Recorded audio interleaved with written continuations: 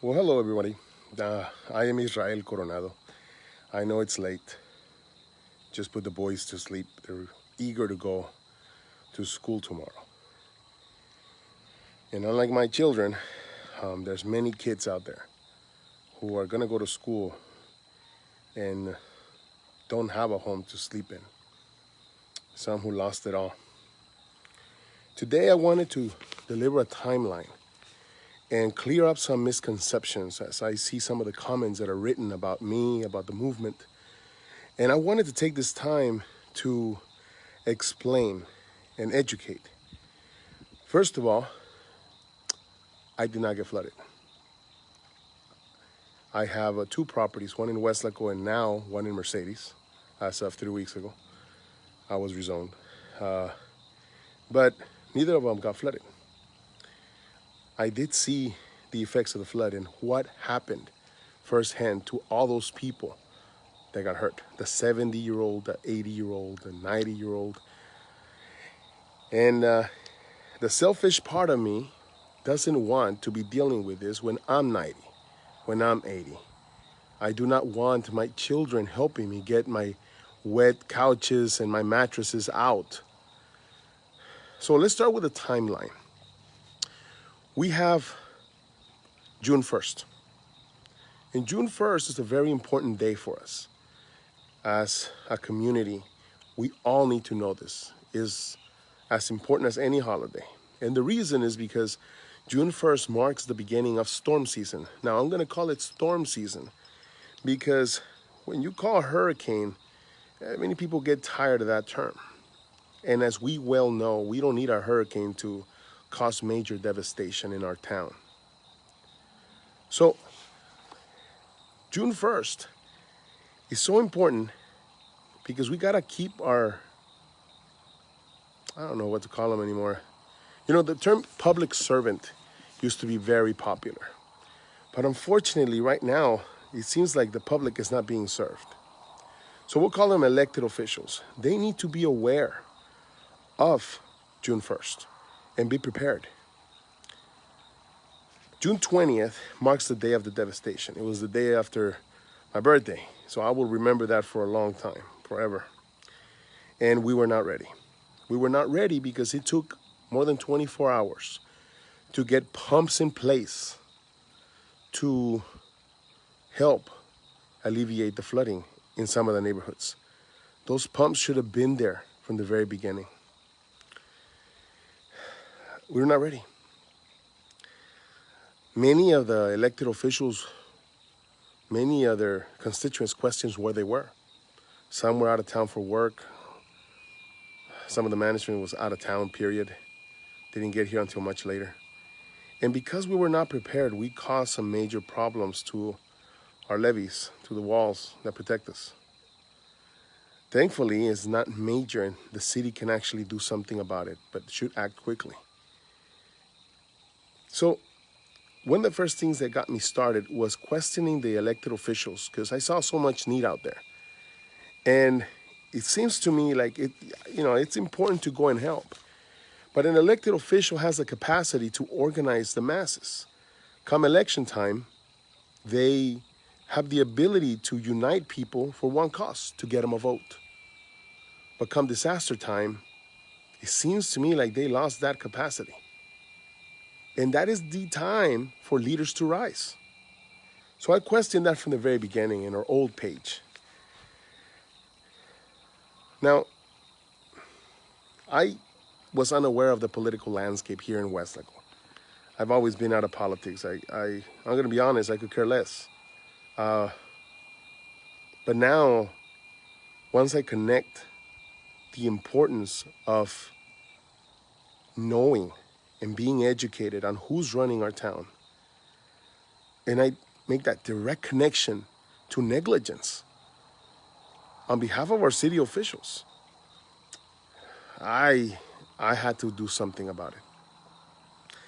So let's go now to June 24th. That's the time when I called all over to try to get someone to answer questions for those victims 4 days later. And nothing. Now, July 3rd was the first time I got an answer. It was because of Commissioner from District 3, JP Rodriguez, who opened up City Hall. And he was willing at the time to talk to me and discuss these issues. Now, I was under the impression it was just going to be him because he said the other commissioners were not in town. But we had two other people show up, which was Mayor David Suarez and Mr. Pedraza. And at the time, they were open to ideas, and I'm working on recovering some of that footage that we had. I'll do my best, but our team is working diligently to recover that. But in that meeting, it seemed to me like they were being notified of something that happened in their backyard. And at least they were open to ideas. The only thing I wanted was for them to organize people to help. And they said, but Israel, we have different organizations here. And they mentioned a couple that came in from out of town. The problem is that those organizations, they depend on the community to help. So I kept pushing for them to call, to get them behind a camera, but it was to no avail. Then we have the 4th of July. And I see that the 4th of July was a missed opportunity. Because as we're celebrating freedom on the 4th of July, a quarter of Westlaco is in pain. And that was the time for the city officials to at least set up tents and say, look, these organizations that came from out of town, they need volunteers. But instead we partied. And I see that is wrong. That is lack of leadership. So July 11 is the first flood forum. And a lot of people were angry. And rightly so. 3 weeks have gone by and the elected officials have said and done nothing. A lot of you went out there and spoke your mind. Many were very eloquent and got your point across. Some cried, reminiscing all the things they've lost. And everyone urged the elected officials to do something about it. But one of the highlights for me at that point was when our Precinct 1 commissioner comes up, David Fuentes, and tries to sell us on the idea that we have to raise taxes to pay for a dam in Falfurrias. We don't drain north, we drain east. And for me, taking advantage of the vulnerability of the citizens after they lost so much, to ask for a tax increase, promising a project that won't directly affect us, is wrong. And I am calling him out for that. We cannot even put water into the levees, which are 2 miles from us. And you want us to pay $200 million for a project in Falfurrias? You know, I think we need to bring it back to the basics. And yes, I keep saying that. Because at every corner, I think that those are missed opportunities where we could be taking care of the basics and we don't. And then we try to blame it on Mother Nature. Now, 14 inches of rain was a lot of rain. It was. I am not going to be blind to that fact. And McAllen flooded also. I will agree with that at 100%. However, McAllen did not have water stagnant in their streets and in their homes for 5, 6, and some even 7 days. And that pointed to some issues that we have here. The lack of maintenance. Now that day they cut my mic off. And you know, I don't care who did it. I don't care why they did it. For me, why it happened, it's irrelevant. But the fact that they don't want to hear the voice of the people, cutting my mic off was the very first time this city showed the lack of willingness to listen to its citizens, as it is evident by the latest moves of the commission. Now let's go to July 17, because that marks the official meeting, the first official meeting after a major disaster, where you expect for our city officials to talk about major issues regarding drainage. especially after every single one of them ran on that platform. And that was not done. Now, at the Flood Forum on July 11th, I submitted a petition, and it was ignored. On July 17th, I submitted the petition for the second time, and it was about 400 signatures, but later we had it more, about 100 more. And we requested action on behalf of our citizens, and we were very specific, and that was ignored. A month after the disaster. How sad. So, a month goes by, and they don't have much information to give. And they give excuses. We don't have the rights to the drainage. It belongs to Drainage District number 9, District number 1. It's counties, not city. It belongs to Mercedes, not us. And everybody points fingers, and I think that adds to the frustration of every single citizen. Because when it comes to election time, you will have a David Fuentes out there promising you to give you results, and they don't. They fall short. You promise, elected officials that are sitting right now, they promise the world. And for me, when I go and I find an interlocal agreement from 2001 and another interlocal agreement from 2007 from the city, that means that those officials, what were they doing? It took me 5 weeks to get all these things. And yes, I was motivated, but if you're running on that campaign, on that platform, you would be the first one looking for documents, and it doesn't have to go far as looking for an interlocal agreement. All you have to do is read the city charter, like I have. And I showed the picture earlier in that section that says that the city has different ways and means to get the rights, to buy the rights. But is it lack of willingness? Is it lack of knowledge? Is it ignorance? I don't know. Now, August 7th, 1 month after, in a couple weeks, no action and all these broken promises. And finally, we have an engineer telling us facts and data. Now, I have a saying, math doesn't lie. Math says it how it is. And when the engineer gets up there and starts saying that we had 13 inches of silt in a pipe that was 20 inches wide, another 9 inches of silt in this other pipe, 24 inches of silt in a 36-inch pipe, that's when I had to stop for 1 second and question, is that normal? And up to today, they have been unable to give me an answer. How long did it take to get there? Now, we know that Public Works Department was struggling to get staff. 13 people working our Public Works Department is wrong. And that goes to the department manager, to the department head. And I question, who's this person who's running it? Because these workers are working very hard out there. And I stopped to speak with some of them. And their concerns were like, look, it's just us. He's not even supposed to be here. He should be mowing lawns. And I'm not going to say their names. Oh, he's not supposed to be here. He's supposed to be doing another project. But they were all working, cleaning the streets. Look, this goes down to those department heads. They need to be held accountable. If they don't know how to run a department, they need to be put somewhere else. Now, later we found out why. Maybe that wasn't acted upon. But I'll get to that. So that day, they gave me a number. That there's 51 ditches, and it takes about 7 days to clean each ditch. And if you do the math, 51 ditches is close to 52, the number of weeks that there are in a year. And it takes a week to clean it. That means that this is a job that goes 24/7, 365. And that means that somebody who's in charge of that is not doing right by every single person that lives in town.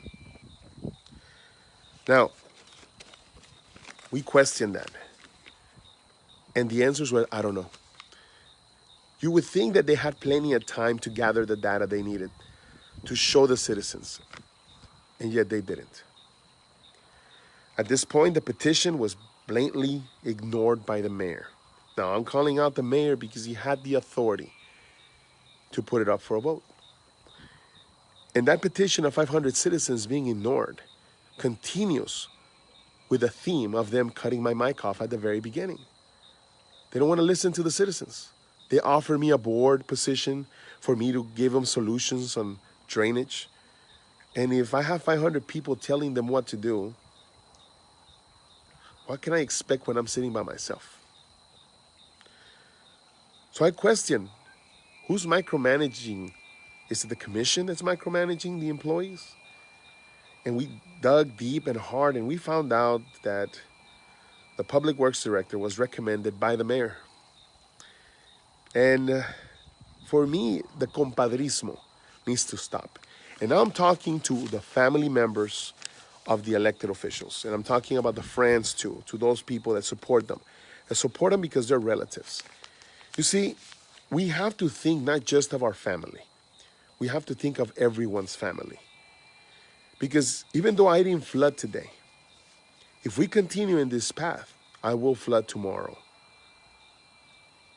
And having blind loyalties, just because they're your friend, your cousin, your brother, it's wrong.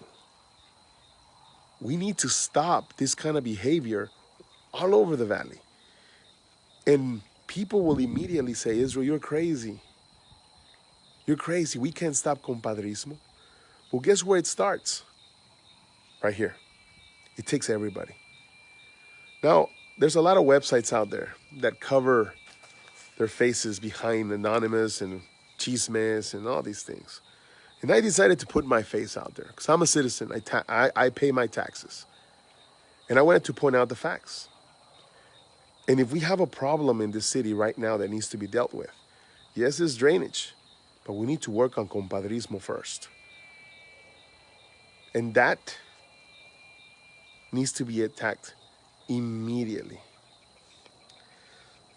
So as the days went by,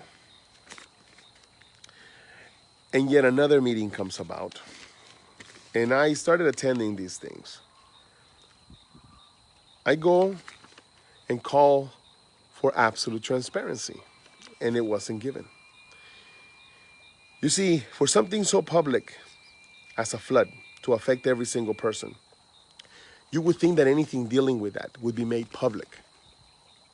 Your belongings, all your privacy ended up in the curbside. So any vote dealing with that should be able to be seen by every single one of you. The next day after that meeting, when we were ignored, and I called for the recall of the mayor, which I'm still working on, and it's coming. I attended the IBWC meeting, where I met with a group of experts, and these are the public works directors from cities, grant writers for other municipalities, and the federal representatives that deal with the IBWC. When they heard that we had 24 inches of silt on a 36-inch pipe, they almost lost it. They said, that's impossible. And that info came from our engineer. So we have to question blind loyalties. When the mayor recommends a friend of 15 years to a position that is critical to our safety, and failed once in 2015, and it was not questioned until after a major disaster for the second time, that is wrong, and that's on the mayor. When I sat there, I learned so much from these experts. But I was pointing out about the erosion that we caused. They let me know that they were going to serve Westlaco with a legal letter notifying us that the city had to repair the erosion that we caused. And that I asked them, did you guys let them know how to do it? They said yes, and they didn't do it. And that goes back to lack of planning. If you don't have the pumps out there on June 1st, you're not ready. You're behind the 8 ball. And we have to take it back to the basics. That is the basics. Putting the pumps at the levees is basic. I think that a lot of people wouldn't be upset at them if they would have covered the basics. We would have understood. 14 inches of rain in a few hours is a lot. But at least you did everything you could. The problem is when we find out you didn't even do the basics. And that's why so many people are upset. About an hour after, I attended the budget meeting for drainage at Westlaco. And I sat there for about 15 minutes. Now, I'm not a finance guy, but I do know a little bit about business. And so I was looking at these numbers. The only thing I can compare it to is giving a credit card to a teenager and allowing them to spend money left and right without questioning it. Look, I don't like rumors. I'm not one to follow rumors. And I'm going to say this here. Some people who send me some information about apartments on, I don't know, Illinois Street. And we did our due diligence in getting to the bottom of that. But, you know, any citizen has the right to sell their property, period. I'm the first one to tell you that. What I do see wrong is when that citizen is the mayor and he understands that we only have $100,000 to fix our manholes and he's going to take $500,000 to fix them all. And you profit from a city that is in dire need of money and funds for the basics. For me, that goes down to a personal choice, sacrifice, putting the people's interest over your own. Now, at that meeting, they were going over different ideas on how to spend the money different ways.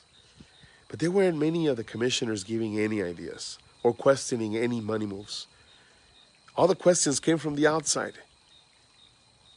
And that is scary. This is the people that are representing us that should be questioning these financial moves. And this is not the time to stay quiet. This is the time to come together and get ideas so that we can get results. Now, I did reach out to some of the commissioners. Mr. Josh Pedraza, and this is the call out. Call me, buddy. You know my number. And also JP Rodriguez. You have my number. I invited them to have conversations about getting ideas on how to better run this budget. Now, maybe they forgot they're still elected and that they represent every single person in the city. And yes, I'm still a taxpayer in Westlaco. But the flood didn't stop time. The flood didn't all of a sudden say everybody freezes and we don't have to spend money. The flood should have been an awakening point for everyone, including the commissioners, to lead this city in a better direction. We're never going to get results if we keep spending the money wrong. Look, if we can afford toilet paper in our homes, we shouldn't be buying expensive things. And that's where we are with drainage. Drainage is not a very popular item to cover, but it's a necessary one. So as we move forward, I ask the commission to work with the citizens. I am willing to give ideas. At this point, we can't be proactive because it's too late. We could be reactive, but if you're doing it the wrong way, we're not going to get results, and we're still in storm season. We have a couple of projects coming up where we're going to show results for the people. There were some donors.